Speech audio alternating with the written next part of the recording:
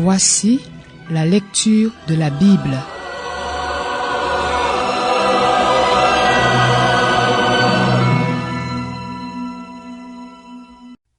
Colossiens, chapitre 2.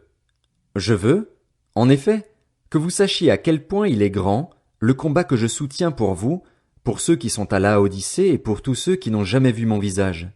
Je combats ainsi afin que, unis dans l'amour, ils soient encouragés dans leur cœur et qu'ils soient enrichis d'une pleine intelligence pour connaître le mystère de Dieu, aussi bien du Père que de Christ. C'est en lui que sont cachés tous les trésors de la sagesse et de la connaissance. Je dis cela afin que personne ne vous trompe par des discours séduisants. En effet, même si je suis absent de corps, je suis avec vous en esprit, et je vois avec joie le bon ordre qui règne parmi vous et la fermeté de votre foi en Christ. Ainsi donc, tout comme vous avez accueilli le Seigneur Jésus-Christ, marchez en lui. Soyez enracinés et fondés en lui, affermis dans la foi telle qu'elle vous a été enseignée, et soyez-en riches en exprimant votre reconnaissance à Dieu. Faites attention, que personne ne vous prenne au piège par la philosophie, par des tromperies sans fondement qui s'appuient sur la tradition des hommes, sur les principes élémentaires qui régissent le monde, et non sur Christ. En effet, c'est en lui qu'habite corporellement toute la plénitude de la divinité. Vous avez tout pleinement en lui, qui est le chef de toute domination et de toute autorité. C'est en lui aussi que vous avez été circoncis d'une circoncision qui n'est pas faite par la main de l'homme, mais de la circoncision de Christ, qui consiste à vous dépouiller du corps de votre nature pécheresse. Vous avez en effet été ensevelis avec lui par le baptême, et vous êtes aussi ressuscités en lui et avec lui, par la foi en la puissance du Dieu qui l'a ressuscité. Vous qui étiez morts en raison de vos fautes et de l'incirconcision de votre corps, il vous a rendus à la vie avec lui. Il nous a pardonné toutes nos fautes, il a effacé l'acte rédigé contre nous qui nous condamnait par ses prescriptions, et il l'a annulé en le clouant à la croix. Il a ainsi dépouillé les dominations et les autorités et les a données publiquement en spectacle en triomphant d'elles par la croix. Que personne donc ne vous juge au sujet du manger ou du boire, ou à propos d'une fête, d'un nouveau mois ou du sabbat. Tout cela n'était que l'ombre des choses à venir, mais la réalité est en Christ.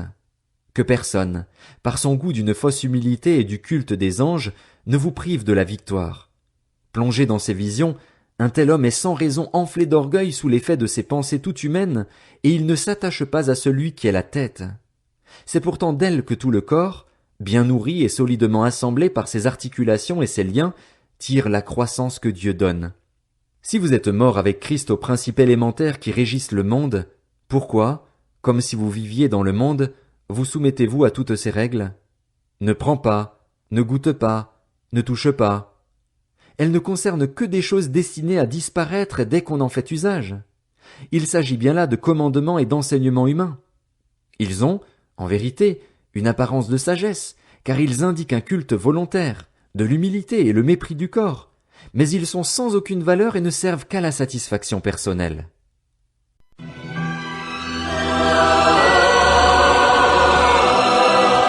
C'était la lecture de la Bible.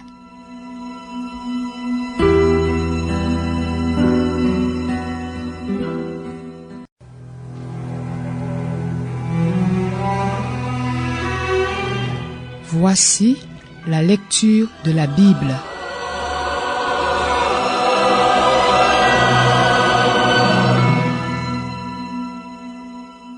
Colossiens, chapitre 3. Si donc vous êtes ressuscités avec Christ, recherchez les choses d'en haut, où Christ est assis à la droite de Dieu. Attachez-vous aux réalités d'en haut, et non à celles qui sont sur la terre. En effet, vous avez connu la mort et votre vie est cachée avec Christ en Dieu. Quand Christ, notre vie, apparaîtra, alors vous apparaîtrez aussi avec lui dans la gloire. Faites donc mourir en vous ce qui est terrestre, l'immoralité sexuelle, l'impureté, les passions, les mauvais désirs et la soif de posséder, qui est une idolâtrie. C'est à cause de cela que la colère de Dieu vient sur les hommes rebelles. Vous aussi, autrefois, lorsque vous viviez parmi eux, vous marchiez dans ces péchés. Mais maintenant, renoncez à tout cela, à la colère, à la fureur, à la méchanceté, à la calomnie, aux grossièretés qui pourraient sortir de votre bouche.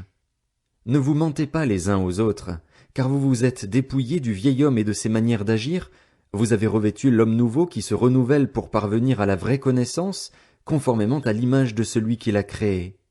Il n'y a plus ni juif ni non-juif, ni circoncis ni incirconcis, ni étranger, ni sauvage, ni esclave ni homme libre, mais Christ est tout et en tous. Ainsi donc, en tant qu'être choisi par Dieu, saint et bien-aimé, revêtez-vous de sentiments de compassion, de bonté, d'humilité, de douceur, de patience.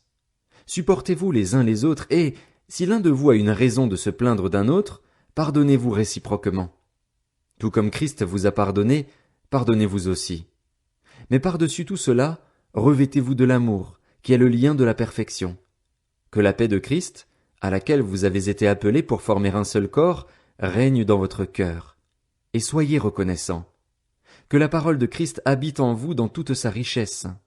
Instruisez-vous et avertissez-vous les uns les autres en toute sagesse par des psaumes, par des hymnes, par des cantiques spirituels, chantés pour le Seigneur de tout votre cœur sous l'inspiration de la grâce.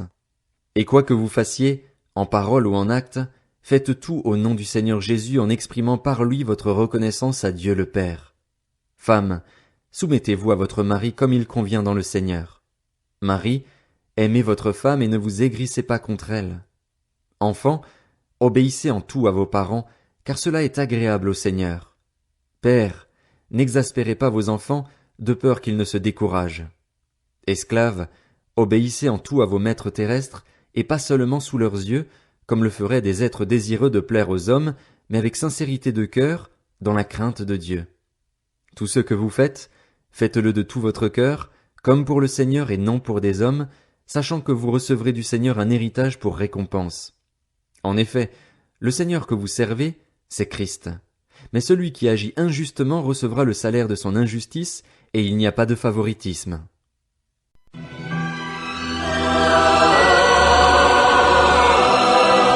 C'était la lecture de la Bible.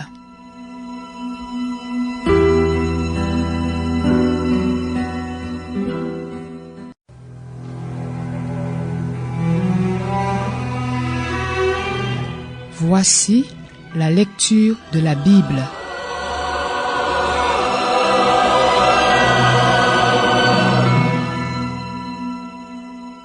Colossiens, chapitre 4. Maîtres, accordez à vos esclaves ce qui est juste et équitable, sachant que vous aussi vous avez un maître dans le ciel. Persévérez dans la prière, veillez-y dans une attitude de reconnaissance. Priez en même temps pour nous, que Dieu nous ouvre une porte pour la parole afin que je puisse annoncer le mystère de Christ, à cause duquel je suis emprisonné, et que je le fasse connaître de la façon dont je dois en parler. Conduisez-vous avec sagesse envers les gens de l'extérieur et rachetez le temps. Que votre parole soit toujours pleine de grâce et assaisonnée de sel, afin que vous sachiez comment il faut répondre à chacun. Tychique, qui est notre frère bien-aimé, un serviteur fidèle et mon compagnon de service dans le Seigneur, vous informera de tout ce qui me concerne. Je vous l'envoie exprès pour qu'il prenne de vos nouvelles et réconforte votre cœur. Je l'envoie avec Onésime, le fidèle et bien-aimé frère qui est l'un des vôtres. Ils vous informeront de tout ce qui se passe ici. Aristarque, mon compagnon de détention, vous salue, ainsi que Marc, le cousin de Barnabas, au sujet duquel vous avez reçu des instructions. S'il vient chez vous, faites-lui bon accueil. Jésus, appelé Justus, vous salue aussi. Ils sont parmi les circoncis les seuls qui travaillent avec moi pour le royaume de Dieu et ils ont été un grand encouragement pour moi. Épaphras, qui est l'un des vôtres, vous salue. Serviteur de Jésus-Christ, il ne cesse de combattre pour vous dans ses prières afin que vous teniez bon, comme des hommes mûrs, pleinement disposés à faire toute la volonté de Dieu. Je lui rends en effet ce témoignage, il se dépense sans compter pour vous, pour ceux de Laodicée et pour ceux de Hiérapolis. Luc, le médecin bien-aimé, vous salue, ainsi que Démas. Saluez les frères et sœurs qui sont à Laodicée, ainsi que Nymphas et l'église qui est dans sa maison. Lorsque cette lettre aura été lue chez vous, faites en sorte qu'elle soit aussi lue dans l'église des Laodicéens. Lisez à votre tour celle qui vous arrivera de Laodicée. Dites à Archippe, veille sur le service que tu as reçu dans le Seigneur afin de bien l'accomplir. Je vous salue, moi Paul, de ma propre main. Souvenez-vous de ma condition de prisonnier. Que la grâce soit avec vous.